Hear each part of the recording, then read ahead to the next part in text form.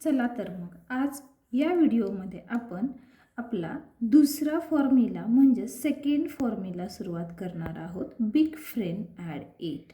आता तुम्हाला असं वाटेल की बिग फ्रेंड ॲड 8 लिहिले आणि मी फॉर्म्युला म्हटले, बरोबर आहे. तर बघा आता इथे एक्झाम्पल कसे आहेत आणि कशा पद्धतीनं सोडवायचे. 2 ॲड 8 नेहमीप्रमाणे मी तुम्हाला प्रत्येक वेळेस त्याच गोष्टीची कल्पना देते की पेन्सिल तुमच्या उजव्या हातामध्ये, डिव्हाइस तुमचं होल्ड केलेलं आहे. आता पुन्हा आपण जाऊया डिव्हाइसकडं. 2 ॲड 8 करायचं आहे.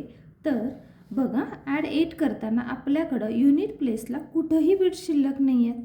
तर मग आपण 8 घेणार कसे, हा महत्त्वाचा प्रश्न आहे, बरोबर. त्यासाठीच मी सुरुवातीला तुम्हाला म्हटलं की आज आपण हा दुसरा फॉर्म्युला अभ्यास करत आहोत. तर बघा आपल्याला जर ॲड 8 घ्यायचे असतील आणि आपल्याकडं कोणत्याही प्रकारचे बिट्स अवेलेबल नाही आहेत, त्यावेळेस आपण काय करतो, तर 10 प्लेसचा 10 हा ॲड करतो आणि युनिट प्लेसचा 2 हा लेस करतो. मग तुमचा आन्सर 10 येतं. म्हणूनच जेव्हा अबॅकसचा तुम्ही अभ्यास करत असता त्याच्यामध्ये तुमचा दुसरा फॉर्म्युला आहे. जेव्हा जेव्हा तुम्हाला ॲड 8 करायचं असतं आणि तिथं तुमचे सुट्टे बिट्स अवेलेबल नसतात, त्यावेळेस तुम्हाला ॲड 10 करायचा असतो आणि लेस 2 करायचं असतं. म्हणजेच हा दुसरा फॉर्म्युला आहे. तर चला मग आपण याचे एक्झाम्पल्स बघूया. तुमच्या समोर एक्झाम्पल आहेत, हे आपण आत्ता सोडवलं होतं. 2 ॲड 8 ॲड 10 लेस 2 म्हणजेच तुमचा आन्सर 10 आलेला आहे. त्याच्यानंतर दुसरं एक्झाम्पल आहे 3 ॲड 8 3 ॲड 8 ॲड 10 लेस 2, बरोबर. मग आपलं आन्सर आलेलं आहे 11. चला नेक्स्ट एक्झाम्पल घेऊया. 13 ॲड 8. बघा 10 प्लेसचा 1 युनिट प्लेसचा 3.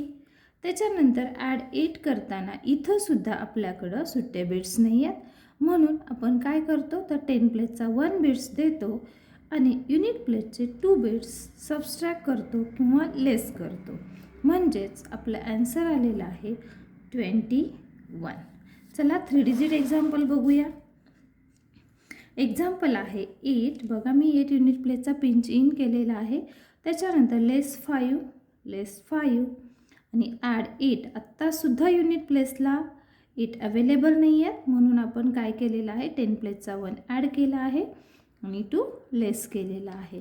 तर अशाच पद्धतीनं तुम्हाला अबॅकसवरती ॲड 9चा फॉर्म्युला आणि ॲड 8चा फॉर्म्युला घ्यायचा आहे आणि गणितं अगदी सोप्या पद्धतीनं सोडवायचे आहेत.